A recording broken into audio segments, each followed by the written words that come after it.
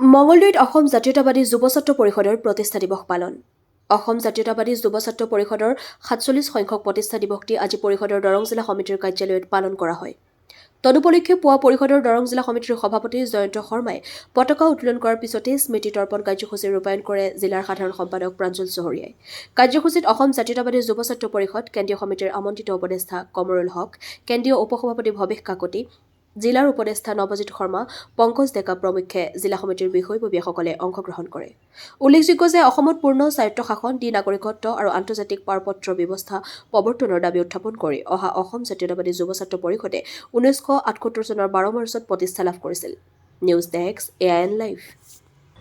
1978 চনৰ 12 মাৰ্চত অসম জাতীয়তাবাদী যুৱ ছাত্ৰ পৰিষদৰ প্ৰতিষ্ঠা লাভ হৈছিল আৰু প্ৰতিষ্ঠা লাভৰ পৰা আজিৰ এই 12 মাৰ্চত ৪৭ সংখ্যক প্ৰতিষ্ঠা দিৱস আমি উদযাপন কৰিছোঁ আৰু ৪৭তম প্ৰতিষ্ঠা দিৱস উদযাপন কৰাৰ শুভ মুহূৰ্তত অসম জাতীয়তাবাদী যুৱ ছাত্ৰ পৰিষদৰ প্ৰতিগৰাকী সংগ্ৰামী সতীৰ্থলৈ আমি ধন্যবাদ জ্ঞাপন কৰিছোঁ, শুভেচ্ছা জ্ঞাপন কৰিছোঁ। লগতে জাতীয়তাবাদী যুৱ ছাত্ৰ পৰিষদৰ সংগ্ৰামখনৰ লগত জড়িত হৈ 1978 চনৰ 12 মাৰ্চৰ পৰা যিসকলে ইহ সংসাৰ ইতিমধ্যে ত্যাগ কৰিছে তেখেতসকললৈ আমি শ্ৰদ্ধাঞ্জলি জ্ঞাপন কৰিছোঁ আৰু যিসকলে জাতীয়তাবাদী যুৱ ছাত্ৰ পৰিষদৰ হৈ এতিয়াও কাম কৰি আছে বা সমাজ জীৱনৰ লগত এতিয়াও জড়িত হৈ আছে সেইসকলৰ আমি সুস্বাস্থ্য কামনা কৰিছোঁ আৰু সকলোৰে আমি দিহা পৰামৰ্শ বিচাৰিছোঁ যাতে অনাগত দিনত জাতীয়তাবাদী যুৱ ছাত্ৰ পৰিষদে অসমৰ খিলঞ্জীয়া জাতি জনগোষ্ঠীৰ যিসমূহ মৌলিক অধিকাৰ এই মৌলিক অধিকাৰসমূহ মানে চৰকাৰৰ ওচৰত উত্থাপন কৰাৰ ক্ষেত্ৰত বা এইবোৰ সমাধানৰ ক্ষেত্ৰত এক দৃঢ়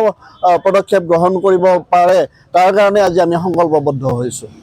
যিকোনো খবৰ আৰু বিজ্ঞাপনৰ বাবে যোগাযোগ কৰক 7896121996 লগতে 7002537271।